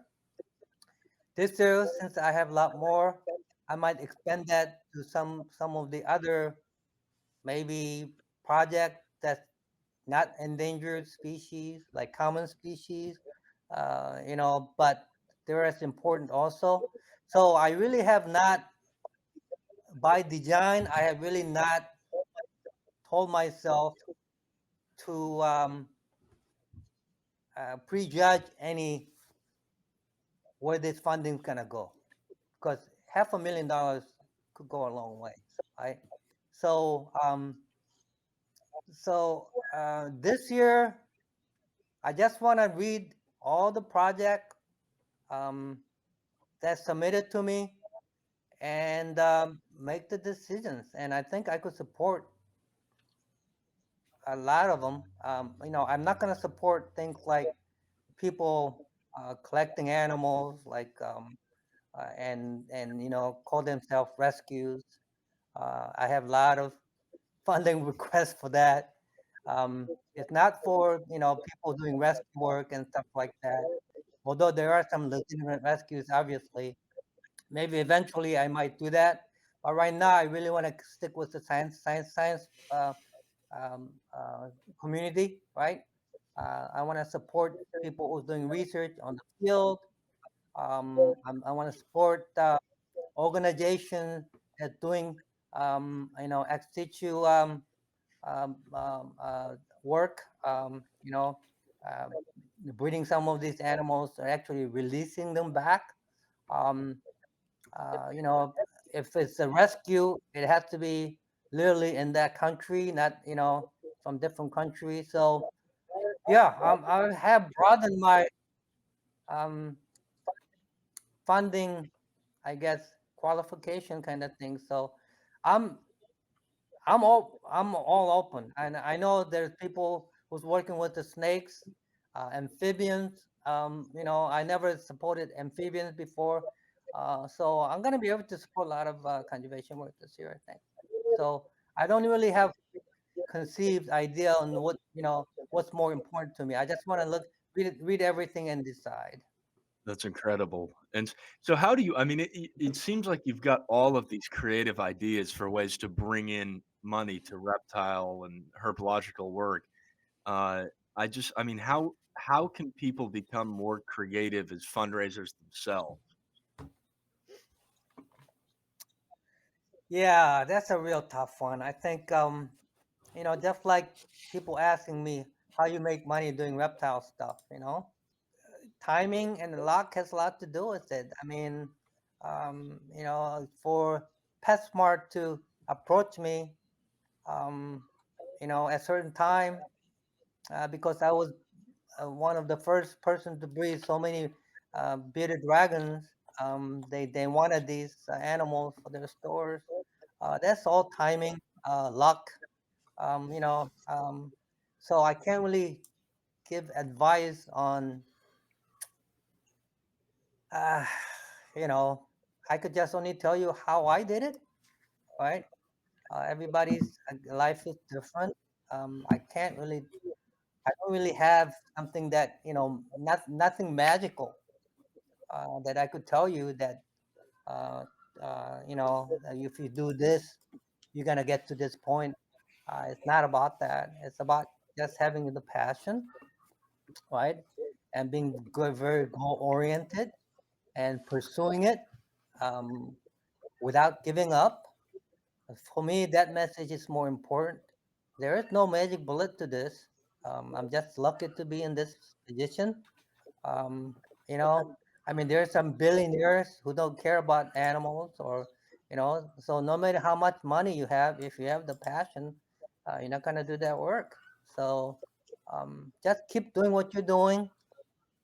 Um, find your passion, work hard at it. Um, it take it's not easy. I'm not gonna sit here and tell you it's easy. It's But um, it's the most important thing right now for you to learn is if you have something you is very important to you, pursue it. It's like 110%. I didn't I didn't date. I was till in my late 20s because I was too concentrating on my work and stuff. I got married at 29, and I only dated her for 1 year. Um, so if it's important to you, you find a way. Uh, for me, anyway. So yeah, there's no really magic bullet. And I'm hoping all of you are successful. Obviously, um, in your own way. Find your own way and pursue it with um, everything you have. You know, um, I never drank. I'm not a party guy. Um, I told you about college, going to college, working 30 hours a week. Um, yeah, maybe just my personality. I see these people coming home after work, 8 hours work, and then basically plug themselves on couch and watching TV. To me, that's just I don't know. I mean, that's like 80% of our population, though, isn't it? So I want you to be different. I want you to be you know um, um, I don't know. There's always sacrifice. You have to sacrifice yourself, and also learn delay gratification. Right? You're not gonna get everything right now, but pursue it. Like for instance, I mean, my son. Give you an example. He's only making minimum wage, probably working 8 hours a week as a resident of the surgeon, right? He won't make any money until like 35, 40. Um, um, 4 years of college, 5 years, 4 years of medical school, 5 years of residency, and he decided to do 1 years of research, and then he got 2 more years of fellowship. That's delayed gratification because he believed in trauma surgery. All right, so I mean, yeah. Um, A lot of people just want things now, now, now, now, now. I do this, I'm gonna get this. Important things take a long time, and I see a lot of people, doing it for 3, 4 years, and they're out. They're not doing it anymore, right? You know, um, I see so many people. It's very rare for someone to keep doing what they're doing for long term. Even reptile breeding, I could only count few people in my hand that has been doing it for 20, 30 years. Yeah, I think that's a good insight. I mean, I think the consistent trend we hear from, people giving us advice who are maybe further along in their lives than us is just that since we're not walking maybe a conventional path, there's just this relentlessness that you need to have, to continue doing what you're doing. Right, right, yeah. Make your own road, pursue it, because you and I are different, right? And we're in a different time. So I might have been a failure when I was born 20 years later. I don't know, right? So I think I was born at the right time. Did things at the right time. Um, I've just been very lucky and blessed to do what I'm doing, and nobody could copy what I'm doing. And I can't really tell you if you do this, you're gonna get that. Um, Hard work, having dream, passion. That's it. Thank you for that wisdom. I mean, that's it does seem like hard work will get you a lot of things, if you're willing to put it in. Yeah. Absolutely, What? So absolutely. as we start to we'll wrap things up in a second here, but there's just a few more quick things I think that just are interesting to explore. But I'm always curious. We've had 100 or so people on the podcast at this point, and it's always interesting to hear. Why turtles? Why reptiles? What is it? Why are they so important? What is why do they matter? Why should people care? Yeah, I wish I knew that answer to that. It just either you have it or you don't is what I say. It just I had three pet stores right at one time. So I had birds, I had mammals, I had exotic stuff, but it always go back to reptile. I don't know. Maybe it's my um, personality where I tend to go for the um, less appreciated animals and less appreciated um, population um, of even humans.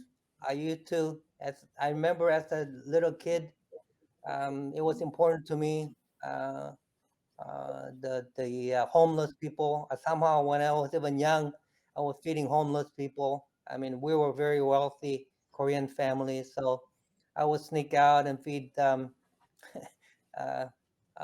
Maybe it's just me being.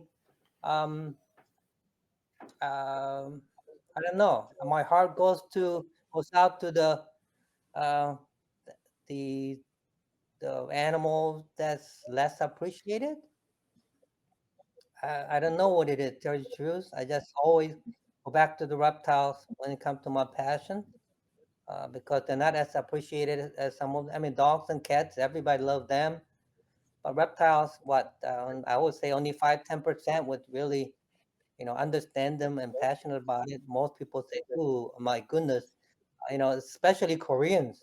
The snakes are the devil. And I grew up in that kind of environment. Tell you the truth. I mean, um, when I first met my in-laws, they were really worried about. They were concerned about my love for reptiles more than anything, right? Um, so they were really concerned. But they were Christians and snakes were devils, and here I am with all these reptiles and stuff. And there was a genuine concern for them. So um, yeah, I really don't know why. It just it's always fascinated me since my dad gave me that turtle. Um, and once it's in your blood, it's in your blood. Right. It's not something that you could teach someone. If you don't have it, you don't have it. If you don't love reptiles, how are you gonna make them love reptiles? You just can't. Right, right. But I mean, you can spread the word, and make people, at least appreciated it a little bit more, and you're doing that through education and that sort of thing. But Yeah, in terms of yeah. I mean, even when I had a pet store, I would have. I mean, back then in the 70s, right? I mean, I would import giant anacondas. You could get them at pet farm. These wholesalers. I actually before the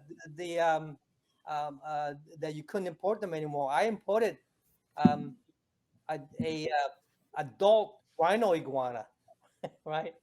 I mean, this thing was the meanest animal I have ever gotten, and it was literally 4 foot huge male rhino iguana landed at my pet store in a big crate. So I put them, and I was in Illinois, and I get a decent sized enclosure, but this thing was so mean. Every time you go near it, it charge you, right? And you can have animal like that at a pet store. So eventually, I gave it to St. Louis Zoo, um, and then I would import these giant anaconda, and literally they would. I mean, they were so mean. Um, they would jump. I mean, I'm exaggerating, but they would jump 10 feet to try to get you. Things like that. So things have changed a lot these days. I mean, there's a lot of captive breeding now. I mean, like I told you before, um, when I was studying, we didn't have UV light. We used something called Vita light. I don't know if you guys even, and all the guys, you're going to remember something called Vita light. It didn't have UV lights and stuff. Um, one of the most proud moment that I had in Illinois was breeding green iguana indoors in Illinois without any UV light Wow. back then. Nobody was breeding. I mean, it's easy to breed green iguanas in Florida outdoors, right? But to do it in Illinois indoor in a basement, to me, that was a big challenge. well, Yeah. and so I know that you've been on. I mean, a lot of what we've talked about is centered in the U.S. obviously, but you've been on some trips to go see things and in situ, that sort of thing. I mean, what's the most memorable maybe herpetological expedition that you've had and why? Well, I mean, obviously, me being passionate about reptile, I mean, the Cyclura rock iguana, going to Grand Cayman Island, seeing them in the wild, that was important. Also going to Jamaica, seeing the Jamaican um, iguanas um, in their wild, and also going to the zoo there. And I was able to support them monetarily, um, and seeing them bringing collecting eggs from the wild and bring them in and incubating them and raising them up until they're big enough so they could release them because they had mongoose and other things that always eat the eggs and the babies and stuff. So that was very important. I recently going to India. And helping a good friend of mine build his own zoo. That's important to me. And then going to Australia um, for the first time. Um, Talking at a couple of herpetological club there. They invited me to give them a talk. One was the Australian Herpetological Society. It was 75th anniversary. I was honored to be the guest speaker for that. And then, of course, these people are just amazing friends who, show me everything in Australia and stuff. And I'm really grateful for that. That was my first trip. And, I'm very grateful that I get invited to, all over the world to speak and stuff. I haven't really been able to do too much of it. I've always kind of refused because I didn't have the time. I was building the zoos and stuff. I wish I could travel more. Uh, but having said that, to me, that's taking my time away from spending it with my family because there's a certain time that I have to spend here at the zoo. And if I travel, that's I'm away from spending the time that time with my grandkids.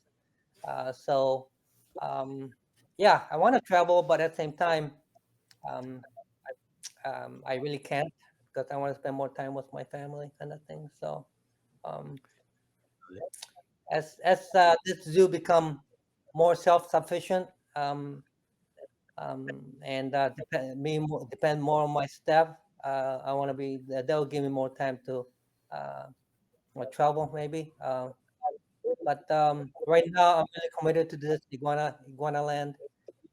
It's still young, 3 years, so um, I foresee maybe another 2 3 years. I'd be more free to travel. I haven't traveled for last um, maybe 6 7 years. I was stuck here building this place. Now I'm traveling a little more, so I'm grateful for that.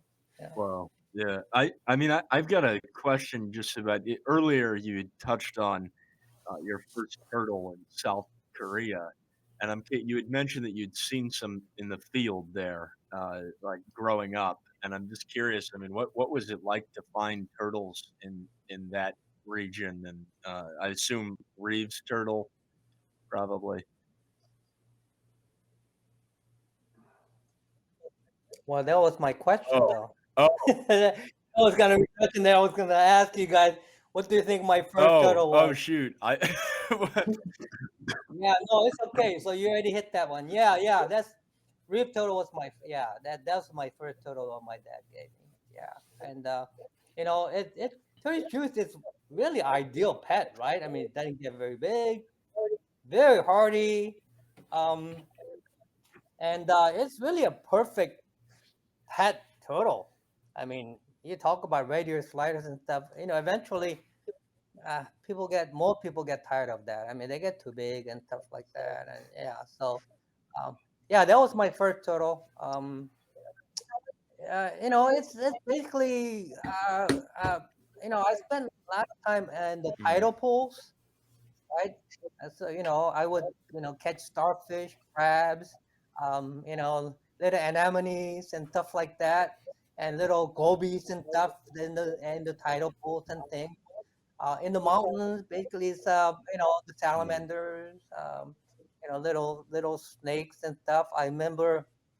I mean, I was really crazy kid. Growing up in Korea, everything was safe. You just do it as a kid after school. You don't worry about um, adult harming you, right? Um, so I would. At one time, you're talking about now. You're in the 60s, early 60s. One was just roaming the mountains and stuff. Back then we really didn't have, the bathrooms we didn't have the plumbing kind of like what we do now. So there would in the mountain they have a big pit where they collect all this poop and stuff, and I fell into one day. Oh, Yeah, I mean, yeah, I did like a lot of crazy things. I fell in to poop pits, and I I I fell into the ocean. I almost drowned once. Um, I slipped on there's some seaweeds and stuff, and I plunged into ocean, and I don't know how I got myself out. I almost drowned. To this day, I'm almost afraid of swimming because of that trauma. Um, so yeah, but even from the start, I've always kind of went for it. I was not afraid of anything. I'm always been positive person. My personality is when someone says you can't do this, that's a challenge for me. Um, I have to do it. Um, so many friends tell me they were so skeptical when I wanted to open this zoo. They really were. But every one of them now look at this thing and said, "You were right." I can't believe you did this kind of thing. Yeah. So yeah, I mean, my family, I was there. They were skeptical too. My wife, I mean, my budget was 3 million. It's tripled. I mean, think about it. Went through COVID. Um, all the lumber literally tripled overnight, right? The concrete uh, block, all the material that I was using at that time tripled overnight. Aluminum, everything. It was really challenging time. Yeah, Right. I can't believe I actually did it. And an incredible place. I mean, just seeing what you've been able to do with Turtle Fest and Iguana Fest and just all the people that talk about IguanaLand, it's just incredible the reach that it's had and what it's accomplishing. Yeah, I'm really more. I'm really um, I mean, to have people come in and say, uh, they're really, you know, pleased and shocked, and for me to have like all the websites like Trip Advisors and Facebook, and it's all 4.8 and 5, and I have to admit that I am very, very picky about things, and I want everything perfect. And so my employees know that.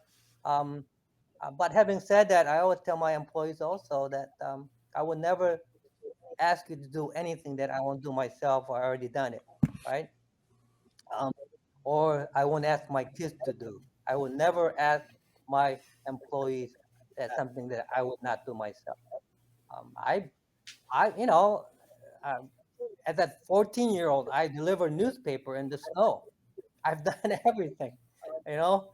Um, and I've scrubbed bathroom, and sometimes I still do. Um, so yeah, it's I want to grow this organically. I don't want to grow too fast and make mistakes. Um, it's not making any money right now, and it's not breaking even. But I'm okay with that as long as um, you know, uh, people who come in and get educated and they're impressed enough to tell other people that this is a great place. Um, and that's for me, that's important to me because the work that you do and other people appreciate it. That is important, Right. you know. Yes, that's very true. Well, I mean, this has just been an incredible conversation. I think we like to kind of close out. There's one question as students that we're really interested in. Is just you've touched on a lot of things, but sometimes just asking is good. But I'm curious. I mean, what would your advice be for someone looking to make turtle work a career now? Yeah, yeah. To me, everybody Hmm. is different. I can't really give you advice other than keep at it. Don't believe in your dream, right? Don't let anybody else tell you otherwise because you know yourself more than anyone else, right? Have confidence in yourself to accomplish things. Um, and having said that, you have to work for it. Absolutely. I mean, um, I'm, at my age, most people are retired. Um, there's only, I mean, I don't want to discourage you guys, but a lot of people want to do this, but a lot of people are gonna fail. It's gonna take a unique person, someone with stubbornness, um, you know, work ethic, sacrifice, because you're gonna have to sacrifice things that's fun. Okay, um, you you're gonna have to do things instead of partying. That had to come secondary. Um, so focus, you know, uh, focus on things that's very important to you. Try to come up with that early in your life when mistakes will be less,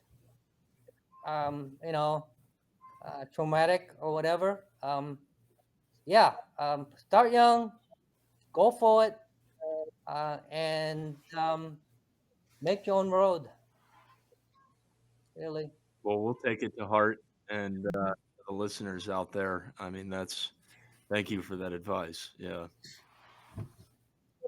Yeah, I don't have a magic bullet. If I did, I'd be a, a billionaire because I could tell that. Yeah, right, right. That's the biggest question for everyone coming up is, yeah, how do you make it work? I think what you said though about, the world is different. It's constantly changing, like advice from people that have done it in the past doesn't necessarily apply to today. So Yep, that's a powerful thing. Uh well, I mean, yep, yeah, yep. we like to finish it off with some trivia, but I guess I didn't put two and two together there, and I took your question. I don't know if there's anything else, random turtle facts that you, or we could throw something at you, or however you want to do it. Wow. Not really. I mean, trivia, huh? Yeah. Well, does it have to be Chelonian related? Anything. Yeah, we could do. Let's have fun with it. We can.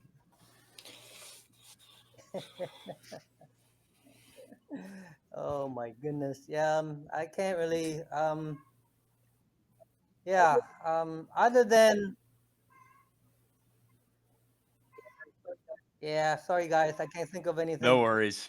Well, I guess we did, but that was embedded in the. Yeah. Yeah. Yeah. The first turtle kind of thing. Yeah. I mean, really, I already told you literally everything. Even I've told you about my PetSmart life. Yeah. I don't talk about that too much. Um, but yeah, you kind of know my whole life from childhood to all the way to now. One thing that I've always tell people, I have no secret, right? That's why um, IguanaLand is for everyone. I tell everybody that IguanaLand doesn't belong to me. It belongs to everyone. I welcome everybody. They could take pictures. If we were making mistakes, I want to know about it instead of hiding it, right? Um, so it's very important that this place, I built it for everybody. It doesn't belong to me. It belongs to everybody. So um, whatever, yeah. I mean, I don't have any secret here. I show everybody everything, and I share everything with everybody. So That's incredible. Yeah, and yeah, I'm not sure. We have some other people that couldn't make it today, but I don't think anyone in the group has made it down yet. But that's definitely a place that would, I mean, incredible to see. It's all on our bucket list of places to visit for sure. yep, I have people from all over the world come I've now. Yeah, I mean, I had guys from Germany come and said, "Yeah, the family is in Orlando at Disney, but this is my Disney." So he came down. From I have a lot of visitors from actually Germany. There's a lot of Germans who are turtle nuts, and they spend the whole day here when they come. Um, you could tell these people who really into reptile, they're here all day. Um, and then of course we got people like local people who's here for an hour or two, and yeah. So, but you know, um, for me, walking around, having kids yell, scream, run around, that warms my heart more than anything. that's amazing. I mean, what is your most memorable moment from just walking around and maybe an interaction you've seen at IguanaLand? What stands out? Yeah, really, just meeting people. That um, um, meeting people that uh, they have their own collections, right? They know a lot about reptiles already. And these people come to me with smile on their face. They're happy and telling me how excited they are, right? The people who already, uh, the, I won't say expert, but they've been keeping reptiles for a long time, and they come and tell me how impressed they are and stuff. Um, yeah, I mean that kind of like tells me that I'm doing the right thing, right? And I'm treating my animals the right way. So yeah, that's kind of it like not shocking, but it's also like I don't know. I don't expect praise, but when you put this much into it, it's important that some people say, "Hey, you're doing it the right way," so I could keep doing it. It's almost give me energy, right? The two things that give me energy is encouragement and discouragement. People telling me I can't do things. Those are the two things that encourage me to keep going. That's awesome. Well, I mean, thank you for your time with us today. This has been a really incredible conversation just to hear about your history and how where your passion's taking you. Honestly, is really incredible. Yeah, So yeah. yeah, I wouldn't know what to do if I didn't love animals, reptiles. Really, I mean, I'd be a boring person for sure. yeah, it does. It gives life some meaning and purpose. It's, yeah. Well, thank you. This has been Thank incredible. you. Yeah, I'm glad I share a little bit of my life with you guys. Thank you Of for having course, me. yeah. Of course. All right, we will see everyone on the next one. Bye, guys.